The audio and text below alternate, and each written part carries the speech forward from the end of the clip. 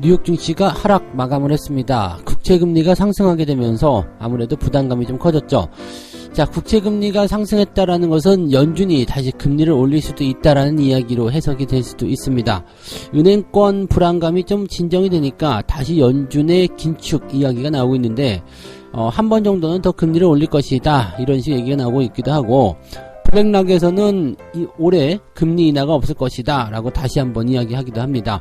자, 미국 증시 다시 한번 출렁거리는 듯 한데, 자, 과연 이것이 악재인지 한번 알아보도록 하겠고요. 자, 6월부터는 공모가의 4배나 상승하는 모습이 나타날 수 있다고 합니다. 지금은 이제 따상, 그래서 공모가보다 2배 정도 오르고 다시 상한가까지 갈 수 있는 그런 상황이 만들어져서 이제 만원짜리가 26,000원이 되는 그런 상황이 되긴 하는데, 이제는 만원짜리가 4만원까지 갈 수 있는 그런 일들이 벌어진다고 합니다. 6월달부터 공모가 4배 상승을 하게 만드는 이 법안이 통과된 이유는 무엇에 있는지 한번 알아보도록 하겠고요. 자, 지금 코스닥의 B2가 코스피보다 훨씬 더 많다고 합니다. 코스닥 쪽에 최근에 이렇게 빚을 내서 들어온 자금들이 더 많다는 이야기가 된 건데, 갑자기 많이 늘어났죠. 아무래도 이제 2차전지라든지 이렇게 테마를 형성한 종목군들이 코스닥에 몰려있다 보니까 그쪽으로 자금들이 많이 몰린 것 같습니다. 하지만 역사적으로 볼 때 B2가 많을 때는 항상 조심해야 된다, 위험 수위에 다다랐다, 이런 식의 경고 메시지가 되기 때문에 이 부분 참고해야 될 것 같은데요. 같이 한번 알아보도록 하겠습니다.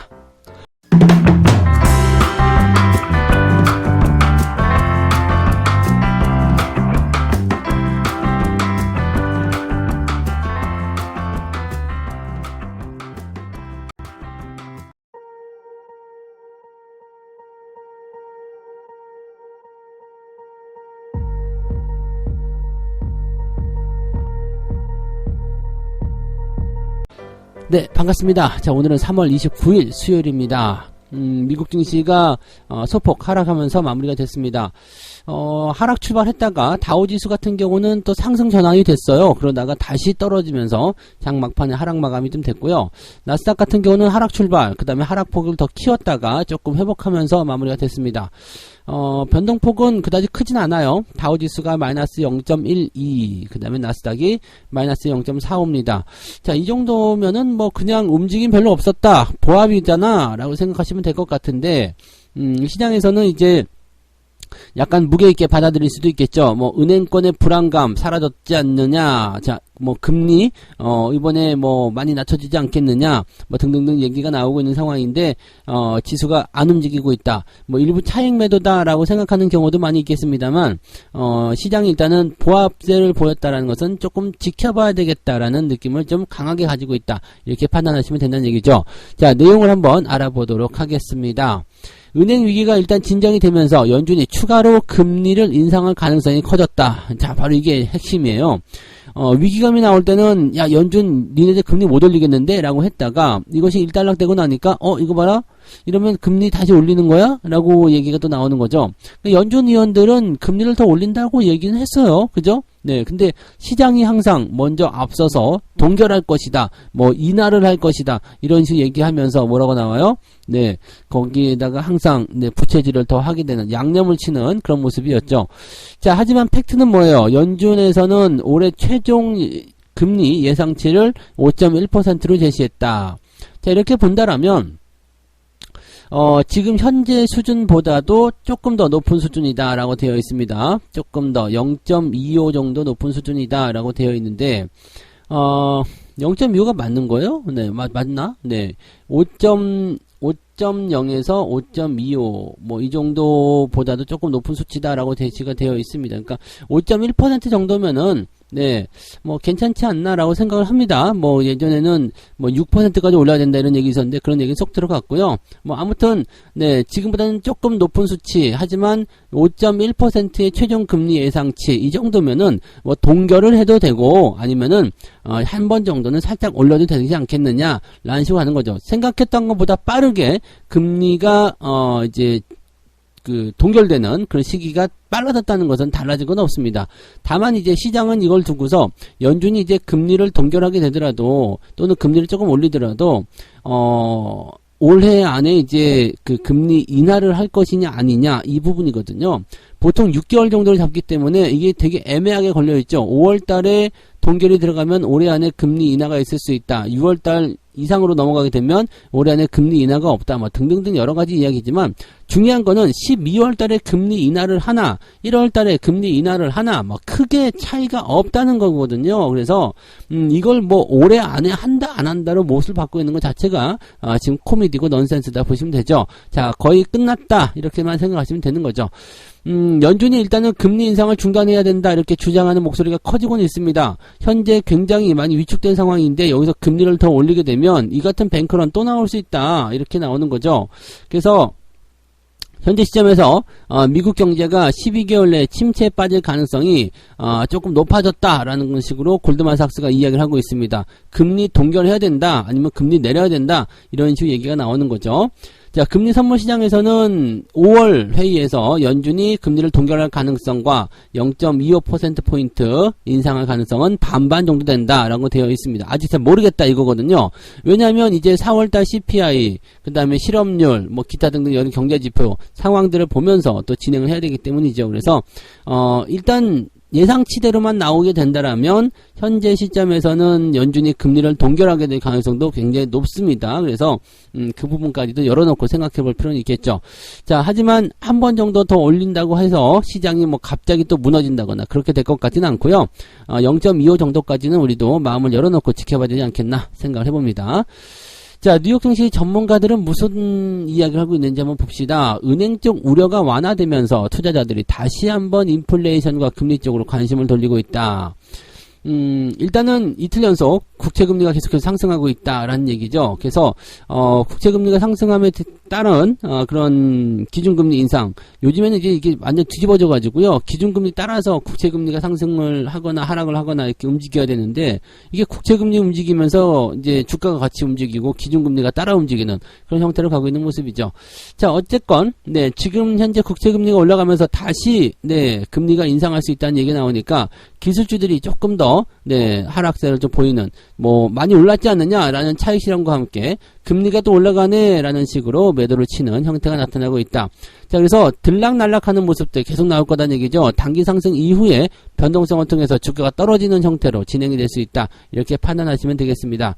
현재 투자자들은 당분간은 금융 부분의 어려움이 이게 중요한 게 아니라 미국 경제가 과연 회복력을 지속할 수 있을 것인가, 더 좋아질 것인가, 이건 연준에게 달려있다. 그러면서 연준을 계속 압박하고 있는 거죠. 야, 니들이 경기 회복을 시켜서, 경기 부양을 시켜서 주가를 끌어올릴 생각을 해라. 이렇게 얘기가 나오는 거라서 지금은 일단 네, 뭐가 안정됐다, 진정됐다 이렇게 얘기가 나오면은 네, 이걸 배드 뉴스로 인식을 하게 되고요. 근데 나쁜 뉴스, 뭔가 굉장히 심각한 문제가 터졌어. 그러면은 정부가 나서서 막아준다, 또는 뭐 어떤 강력한 지원책이 나온다, 이런 식으로 이제 나쁜 뉴스를 좋게 해석하는 그런 성향들이 현재 중시에 나오고 있다라고 되어 있는 거거든요. 이것도 되게 재밌는 것 중에 하나죠. 이걸 익숙해지면 안 되는데요. 네, 나쁜 거에 익숙해지면 안 돼요. 경기 부양 얘기가 나올 때까지. 근데 경기 부양 얘기가 나오면 이제 또 주가가 떨어지게 나타날 수도 있잖아요. 이게 이렇게 되면은 약간 반대적인 어떤 성향으로 갈 수밖에 없기 때문에 좋은 소식에 반응하고 나쁜 소식에는 다르게 경계하는 그런 모습들이 좀 나타나줘야 될 것 같습니다. 아직은 시장이 제정신이 아닌 것 같다 라고 생각하시는 게 맞겠죠. 자, 아직까지는 상승장으로 전환된 게 아닙니다. 그래서 바닥권에서 움직이는 횡보장 또는 지지선을 만들어내는 그런 시점이라고 보셔야 되기 때문에 너무 서두르지 않는 투자를 하시는 게 중요할 것 같고요. 어쨌건 분위기는 계속 좋아지고 있고 결과치도 좋게 나타나게 될 겁니다. 상승장으로 가는 그 시간이 조금 더 빠르게 우리한테 다가오고 있다는 것만 기억하시고요.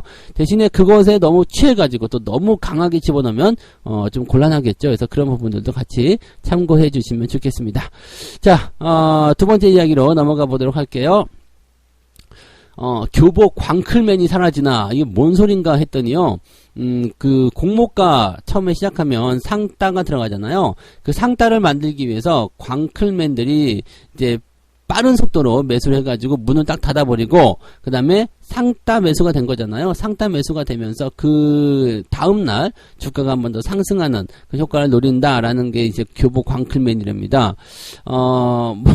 왜 교보 광클맨이 됐는지 모르겠습니다만 아무튼 뭐 상따죠, 상따. 이게 이제 교보증권이나 이베스트 투자 또는 신한 투자 이런 쪽에서 이런 식의 상한가 굳히기 전략으로 상장일 따상을 기록한 주식의 일부분을 매수한 다음에 그 다음에 다음날 차익을 얻고 매도하는 그런 전략들을 많이 취하고 있다라고 해서 이제 교보 광클맨이다 라고 얘기한다고 합니다.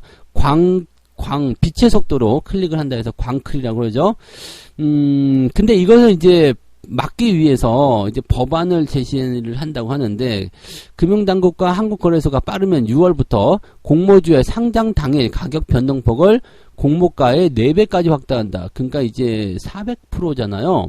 지금은 이제 공모가의 2배로 시초가가 형성된 다음에 이게 이제 30% 높은 가격대까지. 그러니까 여기 써 있는 대로 보면 10,000원짜리가 상장을 했다. 그러면 공모 가격이 2배 뛰니까 20,000원 되죠. 거기서 상한가 30% 가니까 6,000원 더 올라서 26,000원까지 주가가 올라갈 수 있다.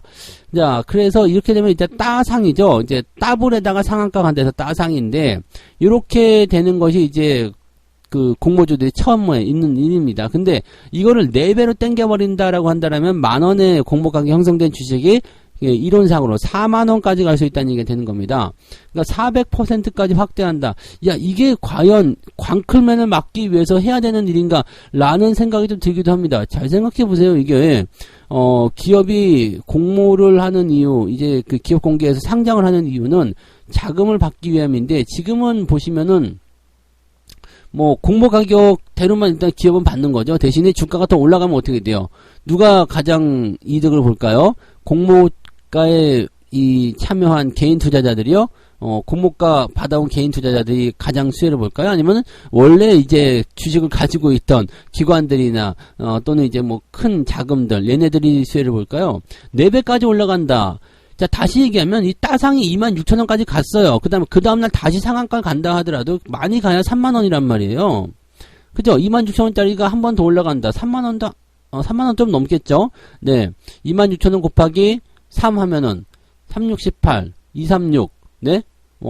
한 7,800원 더 올라가니까 그러면은 뭐 8,000원 정도 올라간다 치고 34,000원까지 올라갈 수 있는 상태가 되잖아요. 그 다음날까지 상한가 가더라도 첫날 4만원까지 가는 이 강력한 상승을 따라갈 수가 없다는 얘기죠. 광클맨 잡으려다가 이제 400%까지 상승하면 그 다음에 이거 정말 괜찮은가 싶은 생각이 좀 들기도 합니다. 너무 변동폭 커지는 것 아닌가 라는 생각이 들기도 하는 거죠. 자, 지금 가격 제한폭을 이렇게 60에서 400%로 확대하는 방안을 최종 조율하고 있다는데, 와, 400%까지 올라간다. 이 400%까지 올라가서 4만원까지, 올라가서 딱 형성이 됐어요. 그 다음에 주가가 10,000원까지 떨어지면 이거 어떡할 거야? 이걸 뭐 답 안 나오는 거 아닙니까? 그러면 이 더 많이 조심해야 되고, 정말 극과 극을 달리는 진짜 도박판 같은 상황이 좀 벌어질 수도 있습니다. 자, 지금 이렇게 된다 그러면은 이론상 4만원까지 될 수 있다. 그러니까 이제 상한가, 하한가 제한폭은 규정되지 않고 그냥 4만원까지만, 가격 제한폭이 400%까지만 딱 하는 모습인데, 만약에 4만원에서 그 다음에 상한가 한 번 더 들어가면 432, 12,000원 올라가잖아요? 52,000원. 와, 순식간에 500% 넘어가네요? 야, 이렇게 되는 것은, 네, 애매한 부분이 될 것 같아요. 그래서, 지금 보면은 이 호가창에 대한 변화를 물론 이제 400%까지 튀는 경우는 많지 않겠죠. 근데 분명히 나온단 말이죠. 과거에 이제 상한가가 30%까지 확장됐을 때도 14에서 30%까지 가면은 굉장히 큰 변화였거든요. 그래서 처음엔 상한가가 안 나왔어요. 그러다가 시간이 지나면서 하나, 두 개씩 나오다가 와르르 지금은 상한가 뭐 늘 나오잖아요. 자, 그런 식으로 되는 거지.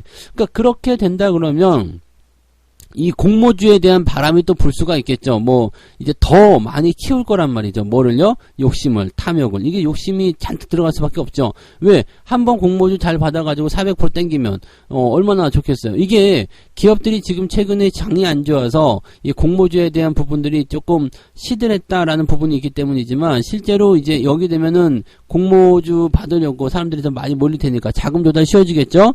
그 다음에 주가가 많이 뛸 수 있으니까 미리 사전에 가지고 있는 애들 같은 경우는 팔아먹기도 좋겠죠. 네, 400%가 올랐으니까 개인들만 또 들어가서 물론 돈 버는 사람이 있겠습니다만 이렇게 되면은 높은 가격에서 진입이 됐을 때 굉장히 큰 손실이 발생할 수도 있다는 것을 참고하셔야 됩니다. 지금은 조금 그냥 물리고 뭐 반토막 나고 말겠지만 지금 이게 아주 심각한 상황이 좀 될 수도 있습니다.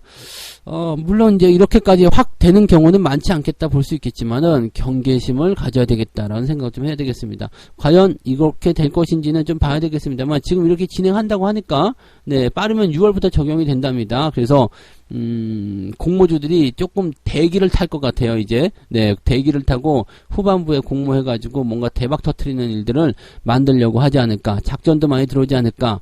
뭐, 사전에 미리 작당을 하는 것도 많이 있지 않을까. 이거 일단 잡아야 되는데요. 뭐, 개인들한테만 피해가 또 고스란히 가는 건 아닌가. 살짝 걱정이 됩니다. 아무튼 이런 일들이 벌어지고 있어서, 이렇게 된다면 이제 또다시 시장에 예수금이나 자금이 들어올 가능성은 높아지겠죠. 대신에 개인들의 부실자금, 신용, 융자 이런 것들이 더 크게 늘어날 수도 있다라고 생각하실 수는 있겠습니다. 네, 아무튼 이건 좀 더 지켜봐야 되는 정책이긴 합니다만 글쎄요. 네, 일단은 그렇게 우호적이라고 보기는 어렵습니다. 갑자기 400% 너무 많이 변화가 있죠. 뭐 지금 따상에서 뭐 조금 더 올라간다면 이거는 400%는 너무 많지 않나 싶은 생각이 좀 들어요. 자, 아무튼 참고하시고요. 이러다가 빈대 잡으려다가 초가삼간 태우는 격이 나오지 않을까라는 생각이 좀 드네요. 자, 그 다음에 네, 세 번째 이야기 넘어가겠습니다. 코스닥의 B2가 코스피를 넘어섰다라고 되어 있습니다. 2년 4개월 만에 추월했다. 지금 코스닥의 신용잔고가 9조 1805억입니다. 코스피 같은 경우는 9조 399억이요. 그래서 9조 원대를 넘어서서 이제 아예 그냥 막 넘어가고 있는데 코스닥의 신용잔고가 계속 늘어나고 있어요. 계속 증가하고 있고요. 그 다음에 이 늘어나다 못해서 코스피를 넘어서가지고 이 격차까지 점점 더 벌리고 있다는 얘기입니다. 점점 많아집니다. 이 코스닥의 신용잔고가 굉장히 많이 몰렸다는 거. 조심하셔야 되고요.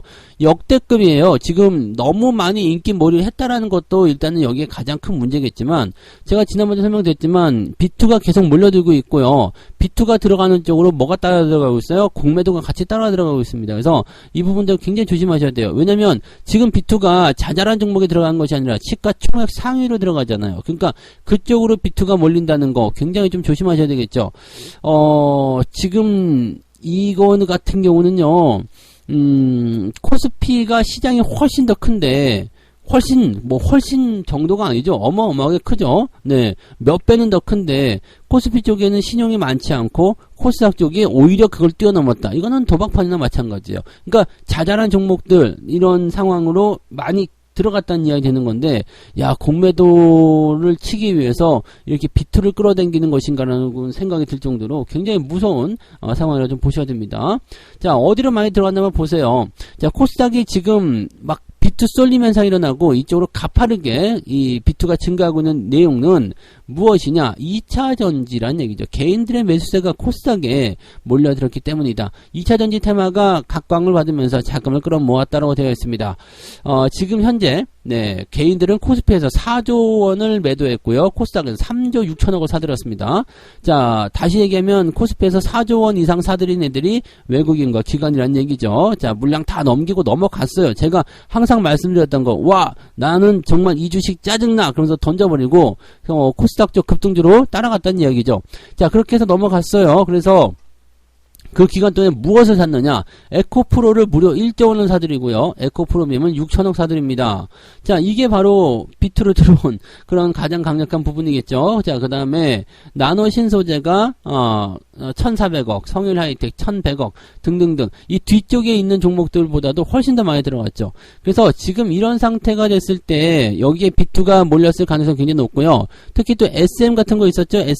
SM도 고점에서 B2가 엄청나게 많이 들어갔는데 공매도 같이 따라 들어가면서 아주 뭐 난리가 났잖아요. 그러니까 그런 식으로 우리가 생각을 하셔야 되죠. 지금 살짝 밀릴까 말까 하는데 빚내서 투자하신 분들은 굉장히 불안한 상황이 될 수밖에 없어요.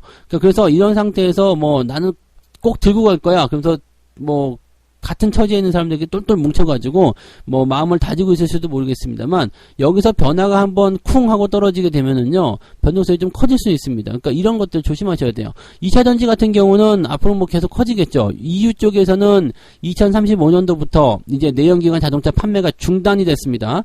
그래서 뭐 그 하이브리드라든지 전기차 이런 쪽으로만 일단 집중이 될 겁니다. 점점 더 커지긴 할 거예요. 다만 그런 상황을 보면서 계속 위로를 하고 있는 거죠. 현재 주가 상황은 단기적으로 높기 때문에 변동성이 커졌을 때 내가 감당할 수가 없는 수준까지 변동이 나타날 수도 있는데 그냥 저 멀리에 있는 것만 쳐다보고 있는 거예요. 그래 언젠가는 네 뭐 봄이 오겠지 뭐 라고 생각하면서 여름부터 준비하는 거죠. 네. 그 다가올 겨울 이런 것들을 생각하지 않고 아 그래 다음에 봄이 오면 반드시 꽃을 보고 말 거야 이렇게 여름에 생각하고 있는 거 똑같은 거예요. 겨울을 날 준비를 해야 되는데 봄이 올 것을 생각하고 있는 거죠. 그러니까 멀리 내다보면서 네 그렇게 하는 건 좋아요. 앞으로 뭐 상황은 그렇게 바뀌게 될 테니까 더 커지겠죠. 다만 지금 현재 시점이 위험수위에 이르렀다라면 지금 당장 빠져 죽으면 네 아무것도 뭐 할 수가 없어요. 그러니까 이런 자리들 높은 자리들을 피해가면서 가격대가 매력적일 때 좋을 때 그럴 때 들어가야죠. 지금도 매력적이지 않느냐? 네 지금은 아닙니다. 그 부분만 꼭 기억하셨으면 좋겠어요. 네 뭐 하나만 계속 보고 뭐 그러면 어쩔 수 없는 거지만 항상 조심해야 된다는 것. 또 B2가 많이 몰렸다는 것은 그만큼 그 뒤에 뭐가 있어요? 공매도가 잔뜩 있다는 것을 꼭 명심하시기 바랍니다. 지금 이 순간에도 공매도가 늘어나고 있다는 것을 기억하셔야 됩니다. 자, 어쨌든 이렇게 세 가지 이야기 말씀을 드렸고요. 국채금리 상승에 미국 증시가 좀 하락세를 보였습니다. 국채금리가 상승하게 되면서 기준금리가 올라갈 것이다 이런 얘기가 나오는 거거든요. 약간 뭐 뒤집어진 듯한 느낌이긴 합니다만 어쨌건 그런 모습들이 이제 기술주들의 하락을 다시 만들어냈고 일부 차익 실현이 좀 필요했었던 애들에게는 좋은 핑계거리가 됐을 거예요. 그래서 미국 증시가 변동성을 좀 보였다 이렇게 보시고요. 자, 6월부터는 공모 가격에 4배가 상승하는 모습이 일어나게 된다고 합니다. 지금까지는 따상이었는데 따상 이후에 따상상이 나와도 4배를 따라잡을 수가 없는데 한 방에 그냥 만들어버리겠다. 네. 자, 이걸 과연 개인들을 위한 게 아니에요. 광클맨을 없앤다. 뭐 이런 핑계로 되지만 개인들을 위한 게 아닙니다. 실제로 그렇게 올라가 버리면 순식간에 팔아먹고 튀어버리는 그런 일들이 벌어지게 될 거예요. 공모 가격 10,000원에 가지고 40,000원까지 만들어서 팔아먹겠다. 야, 이거 외국인과 기관들 엄청나게 완전 잔치가 열린 거니까 완전히 뭐 네. 이 개인들을 너무 네 희생시키는 것 같은 느낌이에요. 그냥 이런 부분들 참고하시고요. 그럼 우리도 하면 되는 거 아니냐? 네. 네, 예전처럼 그렇게 쉽진 않으실 거예요. 그래서 아무튼 네 그런 모습이 있다는 것만 기억하시고요.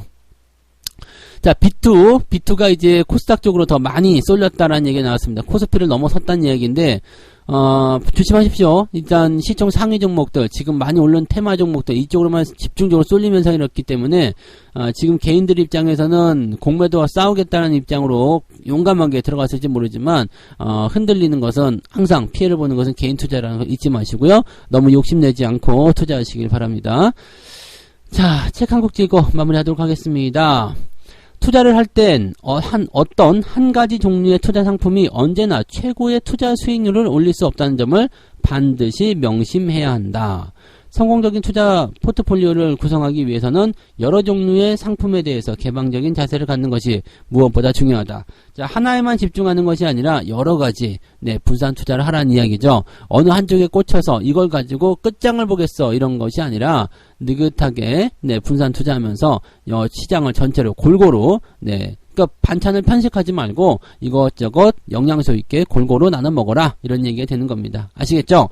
편식하지 마시고 골고루 드시면서 건강해지시기 바랍니다. 자, 오늘 여기까지 이야기하고요. 저는 장중시장 때 다시 오겠습니다. 오늘 약간 시장 변동성 가지고 출발할 수 있으니까 살짝 주의하시고요. 네, 거기에 따른 성공투자 또는 잘 대처하실 것을 기대하겠습니다. 자, 이따가 장중시장에 뵙겠습니다. 고맙습니다. 본 방송에서 제공되는 모든 정보는 투자 판단의 참고 자료이며 투자의 최종 책임은 본 방송을 이용하는 본인에게 있습니다.